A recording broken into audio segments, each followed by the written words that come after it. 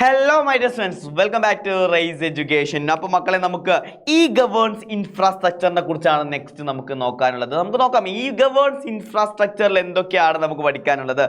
എന്താണ് E ഗവേൺസ് infrastructure എന്ന് പറഞ്ഞു കഴിഞ്ഞാൽ ഒന്നുമല്ല, നമുക്കൊരു ഇപ്പൊ എല്ലാം ത്രൂ വെബ്സൈറ്റ് വഴി കിട്ടുന്നുണ്ടല്ലേ. ഗവൺമെന്റിന്റെ എല്ലാ സർവീസുകളും നമുക്ക് വെബ്സൈറ്റ് വഴി കിട്ടുന്നുണ്ട്. നമ്മൾ അക്ഷയയിൽ പോയിട്ട് ഒരു അപേക്ഷ കൊടുത്താൽ മതി. സോ അത് നമുക്ക് സർട്ടിഫിക്കറ്റ്സ് ഒക്കെ ഓൺലൈനായിട്ട് തന്നെ ഇപ്പൊ എല്ലാ കാര്യങ്ങളും ചെയ്യാൻ പറ്റുന്നുണ്ട്.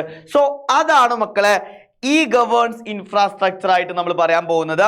State government state data centre SDC എന്ന് പറയുന്ന സ്റ്റേറ്റ് ഡാറ്റാ സെന്ററിൽ എന്തുണ്ട്, ഇൻഫോർമേഷൻസ് ഒക്കെ സ്റ്റോർ ചെയ്തിട്ടുള്ള ഒരു ഏരിയ ആണ് നമ്മുടെ ഡാറ്റാ സെന്റർ എന്ന് പറയാറില്ലേ. നമ്മുടെ വെബ്സൈറ്റ് വെബ് ഡെവലപ്മെന്റിൽ നമ്മൾ പറഞ്ഞിരുന്നു. വെബ് ടെക്നോളജി എന്ന് പറയുന്നത് നമ്മൾ ഡാറ്റാ സെന്റർ പഠിച്ചിട്ടുണ്ടല്ലോ. വെബ് സെർവറുകളൊക്കെ സൂക്ഷിച്ചു വെച്ചിട്ടുള്ള ആ ഒരു ഫിസിക്കൽ ലൊക്കേഷൻ, അതുപോലെ തന്നെയാണ് എന്ത് സ്റ്റേറ്റ് ഗവൺമെന്റിന്റെ സ്റ്റേറ്റ് ഡാറ്റാ സെന്റർ.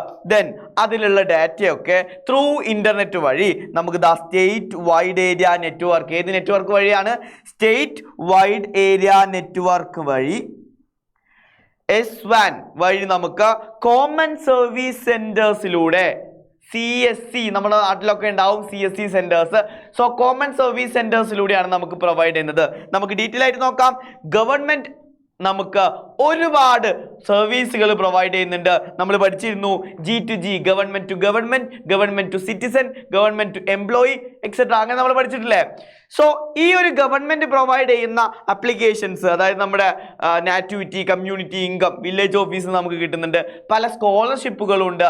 ദെൻ പഞ്ചായത്തിന്റെ, അങ്ങനെ ഒരുപാട് ഗവൺമെന്റ് സെക്ടറിലുള്ള ഒരുപാട് സർവീസുകൾ ഇപ്പോൾ ത്രൂ വെബ്സൈറ്റ് വഴി, ത്രൂ ഓൺലൈൻ വഴി നമുക്ക് കിട്ടുന്നുണ്ട് അല്ലേ. സോ ഇതൊക്കെ കിട്ടുന്നത് എങ്ങനെയാണ്? സോ അതാണ് പറയാൻ പോകുന്നത്. സ്റ്റേറ്റ് ഗവൺമെന്റിന്റെ ഡാറ്റാ സെന്റേഴ്സ് SDC നമുക്ക് ഇപ്പോൾ അവൈലബിൾ ആണ്. അതായത് നമുക്ക് നമ്മുടെ ഗവൺമെന്റിനൊക്കെ ഉണ്ട്. സോ ആ ഒരു SDC നമ്മുടെ NEGP, അതായത് നാഷണൽ ഇ ഗവേൺസ് പ്ലാന്റെ ഭാഗമായിട്ടാണ് ഇതൊക്കെ ഉള്ളത്. അവിടെ നമ്മുടെ സർവീസ്, ഗവൺമെന്റ് പ്രൊവൈഡ് ചെയ്യുന്ന സർവീസുകളെല്ലാം നമുക്ക് അവൈലബിൾ ആയിട്ട് ത്രൂ ഓൺലൈൻ വഴി കിട്ടും. അതിനകത്ത് എന്തൊക്കെയാണുള്ളത്? ഈ ഒരു ഡാറ്റാ സെന്റർ, സ്റ്റേറ്റ് ഗവൺമെന്റിന്റെ സ്റ്റേറ്റ് ഡാറ്റാ സെന്റേഴ്സിൽ എന്താണുള്ളത്? ഈ ഒരു സിറ്റിസൺസിന്റെ എല്ലാ ഇൻഫോർമേഷൻസും, എല്ലാ സർവീസ് പോർട്ടലുകളും, അതുപോലെ online delivery services and secure data storage space ആണിത്. അതുപോലെ നമ്മുടെ ഡിസാസ്റ്റർ റിക്കവറി, എല്ലാ ഇൻഫോർമേഷൻ സ്റ്റോർ ചെയ്ത് വെച്ചിട്ടുള്ള ഒരു സ്റ്റോറേജ് റെപ്പോസിറ്ററി തന്നെയാണ് SDC എന്ന് പറയുന്നത്. സോ നമ്മുടെ SDC ഉള്ളതുകൊണ്ട് തന്നെ also provide better operation and management control and minimize the overall cost of the data management. So data management ഒരുപാട് നമുക്ക് ഓവറോൾ കോസ്റ്റ് നമുക്ക് കുറക്കാം. നമുക്ക് തന്നെ ചിന്തിച്ചാൽ മനസ്സിലാവും. നമ്മളിപ്പോൾ ഗവൺമെന്റ് ഓഫീസിൽ ഇങ്ങനെ കയറി ഇറങ്ങേണ്ട ഒരു ആവശ്യമില്ല.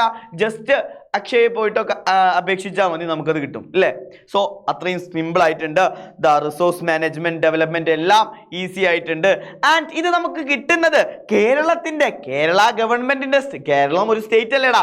സോ കേരള ഗവൺമെന്റിനും എന്തുണ്ട്?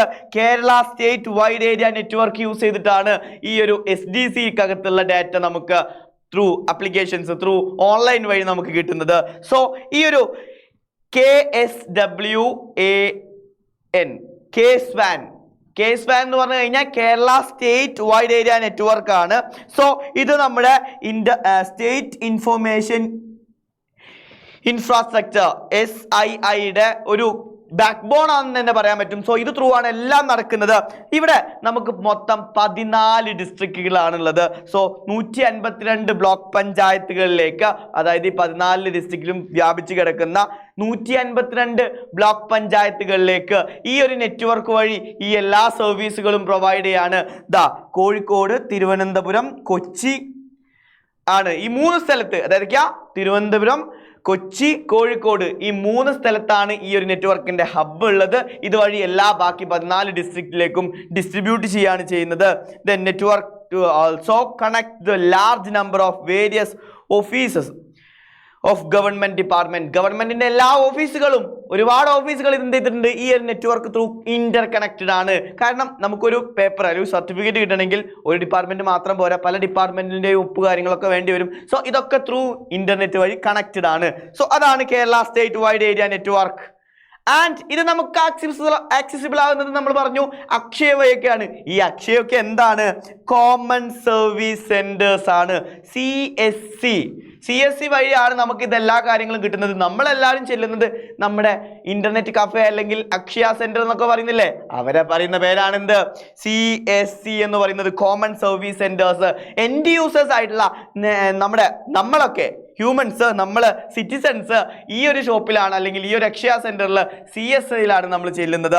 കോമൺ സർവീസ് സെന്ററിൽ നമ്മൾ ഒരുപാട് കാര്യങ്ങൾ ചെയ്യുന്നുണ്ട്. ഞാൻ എക്സ്ട്രാ നിങ്ങൾക്ക് പറഞ്ഞു തരേണ്ട ആവശ്യമില്ല. നിങ്ങളെല്ലാവരും റിസൾട്ട് നോക്കാനായിക്കോട്ടെ, അല്ലെങ്കിൽ നമ്മളെ സ്കോളർഷിപ്പിനായിക്കോട്ടെ, അല്ലെങ്കിൽ എന്ത് അപ്ലിക്കേഷൻസിന്, ആക്ടിവിറ്റി, കമ്മ്യൂണിറ്റി, ഇൻകം സർട്ടിഫിക്കറ്റ്സിനായിക്കോട്ടെ, പല സർട്ടിഫിക്കറ്റ്സിനും ഓൺലൈൻ അപ്ലിക്കേഷൻസിനും എല്ലാം നമ്മൾ ആക്സസ് ചെയ്യുന്നത് CSC സെന്റേഴ്സിനെയാണ്, കോമൺ സർവീസ് സെന്റേഴ്സിനെയാണ്. സോ അവർ electricity bill and telephone bill, extra water bill and submission online applications, generating and distributing the certificates നമ്മൾ പറഞ്ഞു. ഇതൊക്കെ നമുക്ക് ഈ ഒരു കോമൺ സർവീസ് സെന്റേഴ്സിലൂടെയാണ് നമുക്ക് അവൈലബിൾ ആവുന്നത്. സോ ഇതാണ് ഈ ഗവേൺസ് ഇൻഫ്രാസ്ട്രക്ചർ ആയിട്ട് നമുക്കുള്ളത്. ആ ഒരു ഇൻഫ്രാസ്ട്രക്ചർ കണ്ടോ, നമ്മുടെ സ്റ്റേറ്റ് ഡാറ്റാ സെന്ററിലുള്ള ഡാറ്റ ത്രൂ നെറ്റ്വർക്ക് വഴി, എന്ത് നെറ്റ്വർക്കാ? ഇപ്പോൾ കേരളത്തിലാണെങ്കിൽ കേരള സ്റ്റേറ്റ് വൈഡ് ഏരിയ നെറ്റ്വർക്കിലൂടെ നമ്മുടെ കോമൺ സർവീസ് സെന്റർ വഴി നമുക്ക് കിട്ടും. സോ ആ ഒരു ഇൻഫ്രാസ്ട്രക്ചർ, ആ ഒരു ഫ്ലോ മനസ്സിലായല്ലോ. സോ ഇതാണ് ഈ ഒരു ഈ ഗവേൺസ് ഇൻഫ്രാസ്ട്രക്ചർ നമുക്ക് എഴുതാനുള്ളത്. അപ്പോൾ എല്ലാ പോയിന്റ്സും നിങ്ങൾ നോട്ട് ചെയ്ത് വെക്കണം, എന്നിട്ട് എക്സാമിന് അടിപൊളിയായിട്ട് എഴുതണം. അപ്പോൾ നെക്സ്റ്റ് വീഡിയോയിൽ കാണാം. ബൈ.